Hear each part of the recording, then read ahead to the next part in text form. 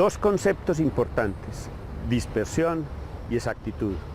Estos dos conceptos los asociaremos cuando entreguemos la solución a un problema, porque debemos caracterizarla en esos sentidos. También veremos los diferentes tipos de error y cómo se manifiestan tanto en los datos como en los procesos y como en la solución.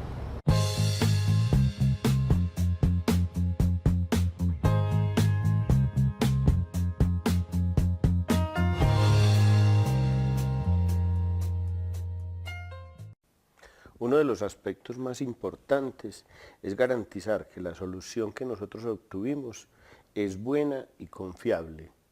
Para ello, el concepto de exactitud lo que busca es establecer qué tan cerca estamos de ese valor deseado, de ese valor soñado. Este problema es un problema que generalmente no se mide desde el punto de vista numérico, sino desde el punto de vista teórico, como lo veremos más adelante. Al obtener una solución a un problema dado, es importante adicionar argumentos a los de exactitud que tengan que ver con la dispersión. Es decir, tenemos que argumentar cuál es la cantidad de cifras significativas que ese valor numérico que representa la solución tiene.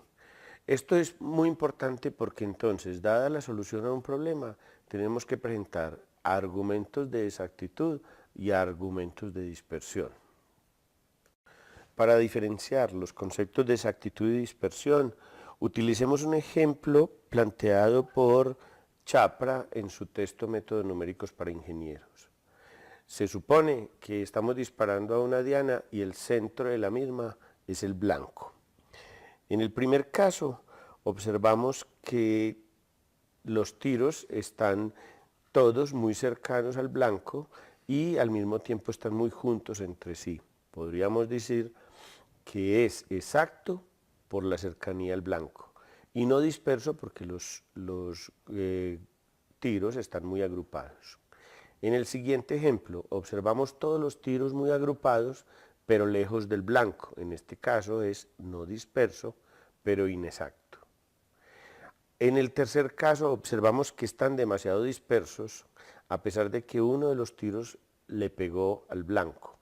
En este caso, es disperso y exacto. En el último caso, pues, los tiros están completamente dispersos y ninguno le pegó al blanco, por lo tanto es disperso e inexacto.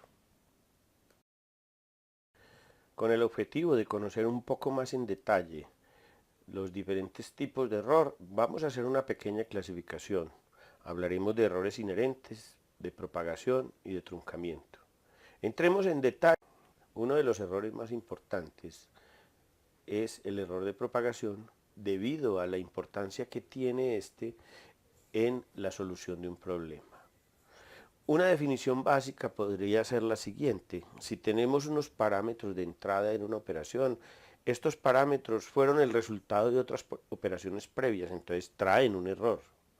Al efectuar la operación, el número resultante o los valores resultantes también generan un error por la incapacidad que tiene la máquina de almacenar infinitas cifras, y este valor debe ser ajustado con un número finito de cifras de acuerdo con el tipo de redondeo que estemos trabajando. Entonces, en cierto sentido, el error de propagación es el resultante de la acumulación de errores históricos más el error de los valores actuales. Esto hace que este error sea supremamente importante de analizar y percibir en los procesos de computación. Otro error muy importante es el error de truncamiento. Este error resulta de utilizar una aproximación que se obtiene al suspender un proceso antes de que éste se complete. Es decir, el proceso teóricamente tiene infinitos pasos o muchos pasos y tenemos que suspender el proceso antes de que él llegue al término. Esto es muy común, sobre todo porque desde el punto de vista algorítmico, a veces no es necesario llegar a aproximaciones tan contundentes y podemos suspender el proceso. Pero al suspenderlo utilizamos una aproximación del valor que esperamos obtener. Vamos a trabajar con este tema y vamos a discutirlo con mayor detalle en un proceso posterior.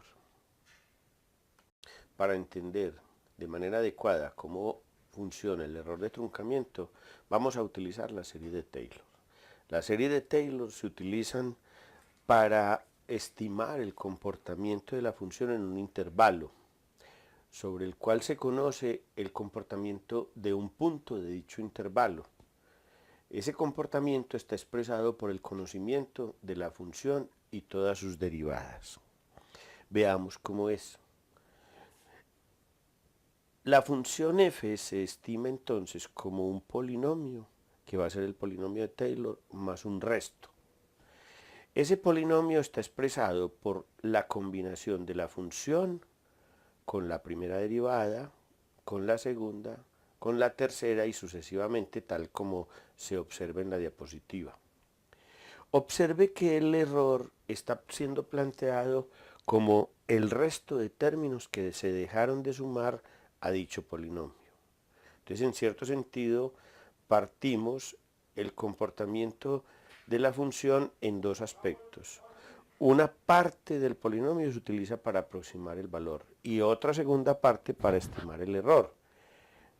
Ahí vemos cómo se observa el error de truncamiento, porque suspendemos el proceso en una parte, que es la parte de estimación, y el error lo estimamos con la siguiente parte. Cuando el comportamiento del polinomio se hace alrededor de x igual a 0, ya decimos que el polinomio de Taylor se convierte en un polinomio que se llamará Maclaurin. Discutiremos esto con un ejemplo que veremos a continuación.